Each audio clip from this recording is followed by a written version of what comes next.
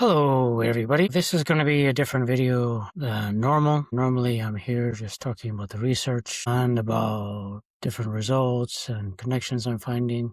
But today is different. Unfortunately, my father passed away recently, and it was from lung cancer.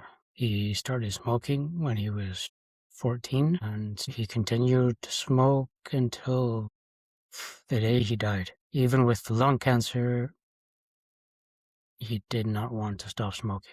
They forced him to use the nicotine patch while he was in the hospital for one of his lung surgeries, and so he lasted a couple weeks without smoking, but the nicotine alone didn't match what the cigarettes did for him, and so after more than six decades of smoking, he just didn't want to stop. And, a lot of people who don't understand the difference between nicotine and smoking, I find it strange that somebody like me who hates smoking so much and hates what it does to people, and why am I, promoting that people should try nicotine, is because nicotine and smoking are two different things. Most smokers who try to stop smoking while using the nicotine patch cannot stop smoking. They fail because they're not addicted to nicotine. They're addicted to all of the thousands of other crap they put in their cigarettes, along with the nicotine as well.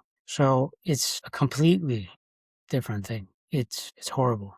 But the problem is that I suspect that a lot of smokers, in the beginning, they were self-medicating with the nicotine. And then they started having other problems. And then those things just snowballed, and they got addicted to the cigarettes, and they were benefiting from the nicotine, but they just kept going, even though it wasn't the best option for them. Whereas if they had been using nicotine patches before smoking, then they probably wouldn't have seen the point of smoking, and they wouldn't have gotten addicted. So I know it seems, crazy to say this, but as I've seen in the research with long COVID and ME/CFS, that there's a lot of overlap with neurodiversity, ADHD, autism, HSP, highly sensitive people, etc.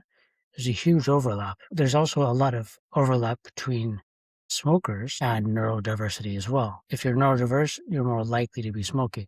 So I suspect that a lot of these people, especially when they started smoking, they were self-medicating with nicotine. So hopefully, as time goes on with the research, I'll be able to collect data that supports this hypothesis that I have. And if it is true, then, what does that mean? That means that any neurodiverse children would be more likely to become smokers, and they would also be more likely to have long COVID and ME/CFS. So all of this information can be tied together, I hope. So I'm very motivated to help people with long COVID and ME/CFS and try to find some other benefits with low-dose nicotine, for example, chronic pain, etc.